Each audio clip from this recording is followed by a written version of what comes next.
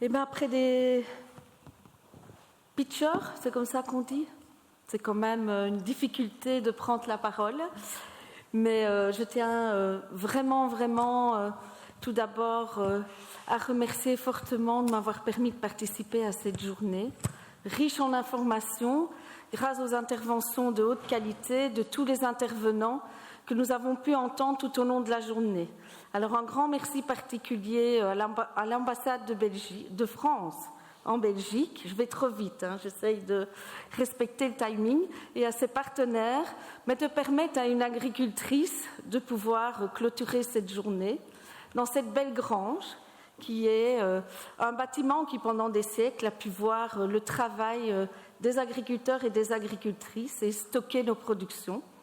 Grange, qui est chère à mon cœur, non seulement parce qu'elle est le cœur de l'université de Jean Blou, de Liège, Jean Blou Biotech, qui a de nombreux étudiants qui sont occupés d'agriculture ou qui sont devenus agriculteurs, qui ont fait leurs études et ont appris beaucoup de choses ici, qui est également un lieu comme aujourd'hui où on peut discuter, parler d'agriculture, trouver des solutions, mais qui est aussi une ferme qui était la ferme d'un cousin de ma maman. Et donc quand j'étais petite, je venais ici, mais pour manger de la tarte dans l'habitation. Et donc c'est toujours un honneur pour moi de pouvoir venir ici à l'espace Sangor. Alors, la recherche. Pour les agriculteurs, c'est quelque chose qui est vraiment important, qu'il a été tout au long des générations d'agriculteurs qui m'ont précédé, puisqu'il faut le reconnaître, nous sommes quand même un secteur, malgré ce que l'on dit, qui en 80 ans a quand même fortement évolué. La mécanisation, les nouvelles technologies, les produits phyto pour régler certains problèmes qu'on pouvait rencontrer dans certaines populations au niveau de la santé, etc. On doit quand même reconnaître que c'est un secteur qui a toujours évolué. Un secteur qui aujourd'hui, comme le reste de la société, on l'a dit tout le long de la journée, est en prise à de nombreux défis auxquels on doit répondre. Le revenu des agriculteurs, je suis syndicat agricole, donc je vais quand même amener aussi nos notions et nos préoccupations à nous les agriculteurs. Le dérèglement climatique, la question du carbone, la protection de l'environnement et de la biodiversité, l'eau, l'air, grande question aussi. Une production d'une alimentation qui soit saine, sûre, qui soit en qualité suffisante, on en a parlé aussi, la population ne fait qu'augmenter, et qui répond aux normes de réception de plus en plus strictes qui sont exigées à juste titre par nos acheteurs. Et puis, toutes sortes d'autres services rendus à la population, que ce soit la production de lin textile, par exemple, pour tout ce qui est tissu, l'énergie verte, l'entretien du paysage, etc. L'autre défi aussi, ce sont le bien-être animal, grande question. On l'a abordé ici en fin de journée aussi via certains.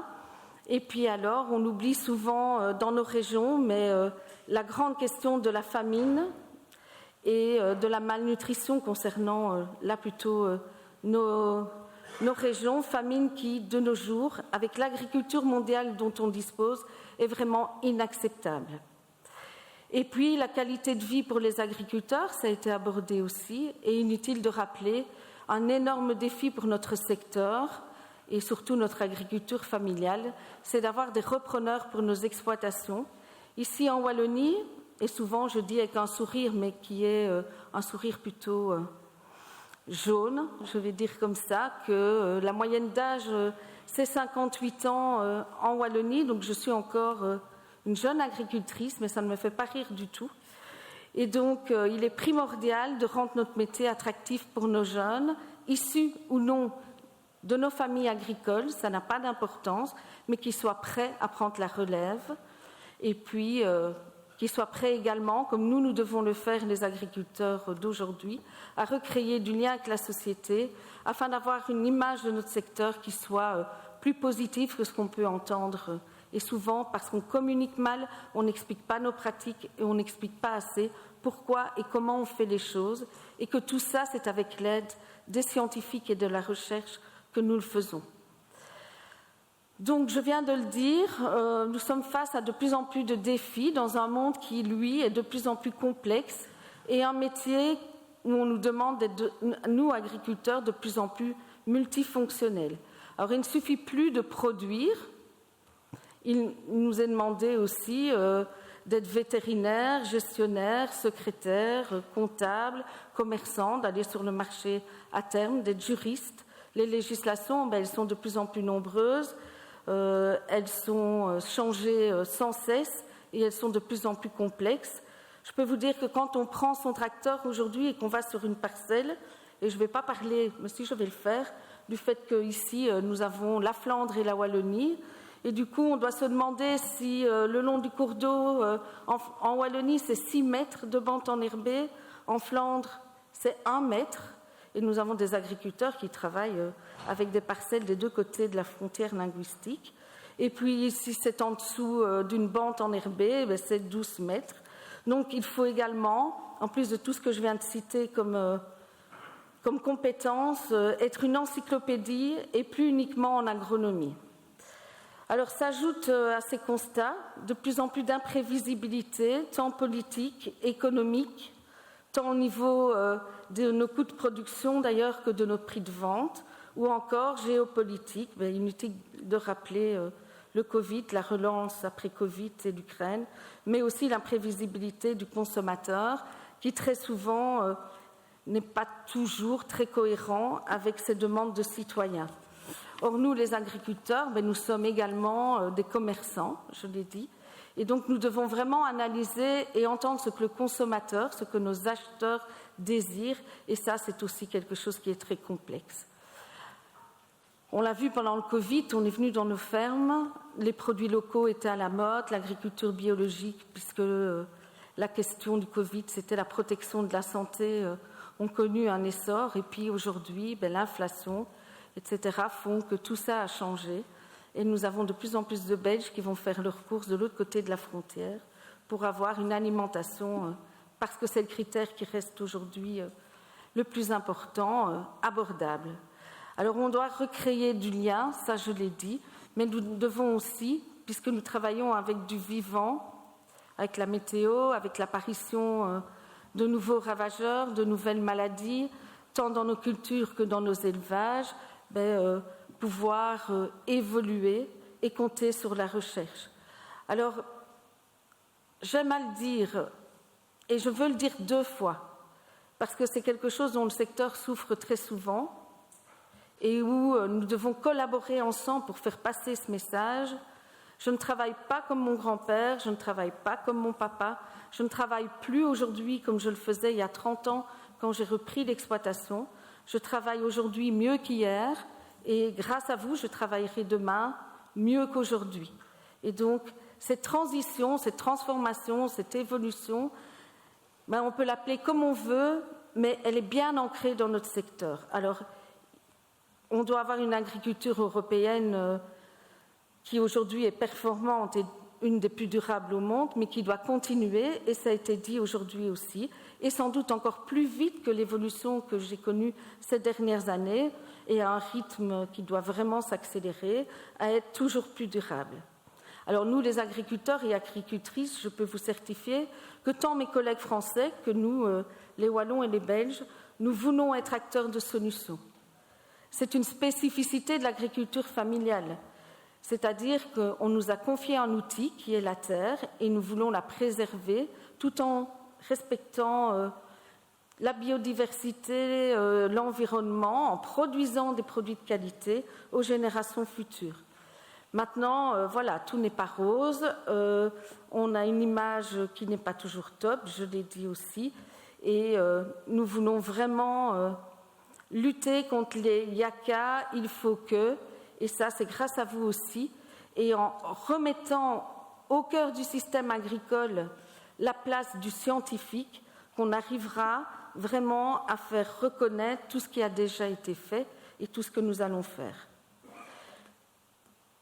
Rendre confiance à l'agriculture et lui faire confiance, c'est la première solution pour pouvoir répondre aux nombreux défis qui se posent à nous aujourd'hui. Ensuite, je viens de le dire, c'est la recherche de solutions et d'alternatives qui sont également prioritaires. Alors, une recherche de qualité, je l'ai vu aujourd'hui, je le savais déjà, puisque la Fédération Wallonne est à Gembloux, nous avons l'université, on a celle de Louvain-la-Neuve, on a le centre de recherche, on a nos centres pilotes qui sont ici, on a assez de contacts avec les Français pour savoir, et on regarde d'ici ce que vous faites, et on essaye de trouver et d'appliquer vos bonnes pratiques chez nous aussi. Cette collaboration existe, et donc vraiment, ça doit être quelque chose qui nous aide à être encore meilleurs. Ça doit se faire, parce que j'ai entendu parler, c'est peut-être une toute petite chose, on doit avoir une vision, ça doit correspondre aux politiques qui sont les décideurs, et c'est normal, qui eux décideront de prendre les solutions que vous leur proposerez ou non, mais ne pas oublier que la science, alors je n'aime pas le mot service, mais je vais l'employer ici pour que ça soit très fort, est au service de l'agriculture. Et nous, les agriculteurs, nous devons collaborer avec vous pour trouver des solutions. Et c'est une des recettes pour que ce monde agricole qui a ses défauts et qui rouspète beaucoup et qui n'est jamais content et voilà, qui a une réputation quand même aussi, malgré le fait que nous sommes quand même très innovants, d'être conservateurs, puisse accepter vos solutions et les appliquer. Il y aura d'autres choses. Il faut que le financement, tant chez vous que chez nous, soit aussi appliqué pour que nous puissions être toujours plus durables. Alors il faut absolument, lorsqu'on va collaborer, lorsqu'on collabore, puisqu'on le fait déjà ensemble et on doit le faire mieux, avoir comme objectif d'avoir une agriculture écologiquement intensive afin de nourrir le monde, tout en préservant la diversité de notre secteur. Ça, c'est quelque chose auquel je tiens aussi. Trop souvent, on nous fait croire qu'il y a une seule recette. Mais on le voit, l'agriculture biologique aujourd'hui est délaissée par nos consommateurs. C'était pourtant en Wallonie quelque chose qui était expliqué comme étant le modèle à suivre, la seule route. Non, il n'y a pas une seule route. On travaille avec du vivant, avec des consommateurs. Les temps changent, on doit s'adapter et il nous faut garder cette diversité qui est une grande chance et avoir une multitude de solutions à nous proposer. Et puis, on doit également veiller à préserver nos traditions et notre savoir-faire. Alors, je mets cette phrase parce qu'il y a eu aussi toutes ces discussions un petit peu qui apparaissent avec l'élevage. Moi, je suis agricultrice uniquement en grande culture. Mais je peux vous dire que l'élevage wallon, c'est quelque chose qui est hyper important pour les grandes cultures. C'est hyper important pour l'agriculture biologique. Nous avons besoin de nos bovins. C'est un système vertueux, l'économie circulaire. Et sans nos bovins, je suis désolée, mais ce système, nous allons le perdre. Et quand je vois le nombre d'éleveurs, le nombre de bovins qui diminue, les demandes de certains, j'ai vu qu'en France, même la Cour des comptes hier réclamait une diminution du nombre de bovins sur le territoire français. Je me pose quand même beaucoup de questions sur cette économie circulaire, qui est au centre du programme de notre gouvernement wallon, qu'on demande à tous les autres secteurs, et nous, on nous le détricote. Et ça, c'est quand même quelque chose qui est vraiment compliqué à vivre dans nos exploitations. Et ma crainte est vraiment qu'on perde le savoir-faire de cet élevage qui est performant, qui est de qualité, et puis on ne se lève pas le matin en devenant éleveur. Et donc ça, c'est aussi quelque chose dans nos messages et puis dans nos recherches qu'on doit vraiment intégrer, parce qu'il faut continuer à chercher, comme on le fait ici, pour avoir un élevage qui est de plus en plus d'impact limité négativement et qui soit reconnu aussi pour ses impacts positifs et ses alternatives positives qu'elle apporte au système agricole. Alors les agriculteurs, vous l'avez compris, ils attendent des solutions, de la recherche, car on n'a pas de seconde planète et on ne peut absolument pas rater la transition. On est à un moment qui est complexe pour tout le monde, qui est sérieux, et donc il n'est pas question de faire tout et n'importe quoi, ni nous, ni le reste de la filière, ni vous d'ailleurs. Et donc, l'importance du financement de la recherche, ça c'est quelque chose qu'on répète, nous, syndicats agricoles, perpétuellement à nos décideurs, et dire aussi que ces décisions politiques ou vos solutions, elles doivent être durables, elles doivent être basées sur les 3 piliers, économie, environnement et social. Et quand on parle d'agriculture, ne pas oublier le 4e pilier que je rajoute d'office, qui est l'agronomie.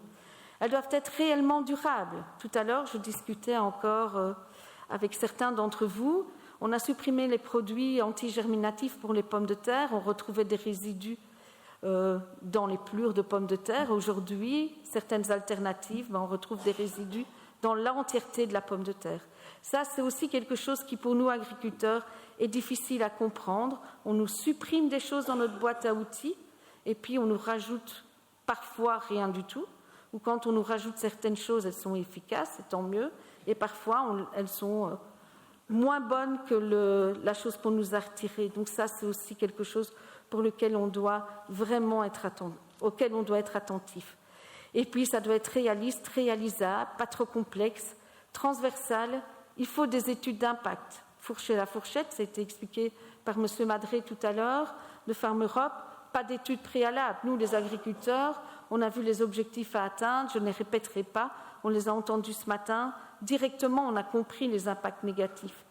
Moins d'alimentation produite en Europe, une augmentation des prix pour le consommateur, une augmentation de tout ce qui est importation. Les objectifs sont louables. La route pour y arriver, elle nous donne plutôt un ratage de la transition environnementale qui est plus que nécessaire. Et donc ça doit être basé sur des travaux scientifiques et on doit tenir compte et du temps agricole et du temps de la recherche. Si on prend les nouvelles technologies, on en a parlé tout à l'heure des OGM, je ne rentrerai pas dans ce débat-là, mais si on voit les nouvelles technologies, ça peut aller donner des solutions beaucoup plus vite, les nouvelles sélections variétales, etc. Ça peut être 4 ans pour trouver des solutions à la suppression de certains produits phyto, plutôt que d'attendre 10 ans. Et puis, rêver d'un monde sans impact, en tout cas en agriculture, ce n'est pas possible. Et il va falloir aussi que notre société accepte que le zéro risque n'existe pas, mais le zéro impact non plus. Il faut être toujours plus vertueux, mais rêver d'un zéro, ça n'existera pas. Et puis je l'ai dit, notre boîte à outils, qui malgré les défis de plus en plus importants et les problèmes dus au dérèglement climatique nouveau ou plus complexe qu'on rencontre, qui diminue de plus en plus, c'est aussi quelque chose auquel on doit être attentif. L'agriculture, donc, elle attend beaucoup de vous. Tant dans les alternatives aux produits de protection des plantes que les nouvelles technologies de sélection variétale, que dans tout ce qui est nouvelle production. On a parlé tout à l'heure de la poire de terre, tout ce qui est nouvelles technologies, les robots, les drones, qui peuvent aussi aider à préserver la biodiversité. Ce n'est pas uniquement pour avoir plus de rendement, même si c'est les derniers rendements qui donnent le revenu, mais c'est également, par exemple, comme Sauver Bambi, ici, qui a été mis en place par des jeunes en Wallonie, qui permet avec des drones de retrouver dans nos cultures, avant qu'on ne fauche, qu'on moissonne, qu'on ne travaille, tout ce qui est chevreuil et leurs petits, et on peut les déplacer et on a beaucoup moins de pertes dans la biodiversité. Donc c'est multifonctionnel comme l'est l'agriculture. La recherche et l'innovation peut servir à vraiment à trouver des solutions dans beaucoup de secteurs qui nous concernent. Et puis aussi tout ce qui est technologie dont on a parlé tout à l'heure et qui sont liées aux sciences du vivant. Alors concernant les technologies numériques, et je m'arrête, 1 minute, j'ai presque fini, se pose évidemment qu'on en veut, évidemment que la protection des données est la grande question, mais il nous faut des données pour travailler mieux, pour créer des outils d'aide à la décision, mais aussi vraiment pour pouvoir avoir une agriculture vraiment plus durable. C'est une des grandes pistes également. Mais attention, qu'allons-nous faire avec nos données? Nous devons en être propriétaires. On ne peut pas les donner à n'importe qui et pour en faire n'importe quoi. Là, il y a vraiment danger et on doit avoir une grosse réflexion là-dessus aussi. Et donc, on veut vraiment que vous permettiez à notre agriculture de garder sa productivité en étant toujours plus durable, en ajoutant des solutions. On doit ajouter à ces solutions cependant la vulgarisation de tout ce que vous faites, parce que parfois on est mal informé. C'est notre faute, mais je pense qu'on doit aussi collaborer là-dessus pour qu'on sache plus ce que vous faites et pour que vous nous envoyiez plus les messages aussi de ce qui marche, de ce qui ne marche pas et de ce que vous préparez. L'accompagnement des agriculteurs, c'est aussi important, et comme je l'ai dit, le transfert des connaissances de l'un vers l'autre. Donc comme ça, mais aussi comme ça. Et puis, d'un point de vue technique, nous devons avoir tout ça d'un point de vue technique, mais aussi on doit trouver des solutions financières, parce que pour que ces solutions puissent réellement être intégrées dans nos fermes, mais c'est aussi coûteux, et ça, le politique et le décideur doivent aussi s'en rendre compte. Alors, les défis sont nombreux, c'est ensemble, agriculteurs, chercheurs, filières, sociétés, consommateurs, décideurs qu'on y arrivera, à condition de savoir où on veut aller. On l'a dit, on doit avoir une vision réaliste, et puis surtout les moyens des ambitions qu'on veut se donner.